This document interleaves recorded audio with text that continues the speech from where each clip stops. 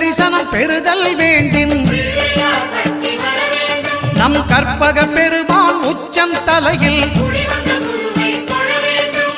ஆலமர் செல்வன் அவனது பார்வை தடைகளை நீக்கி வளம் பெருக்கும் நம் கணபதி சிரத்தை காண்கிற மங்கையர் மாங்கல்ய பலமே திடமாகும்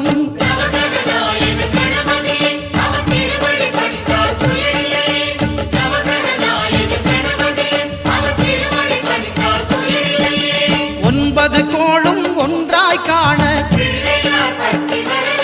அங்கு கற்பகம் என்னும் கடவுளின் மெய்ய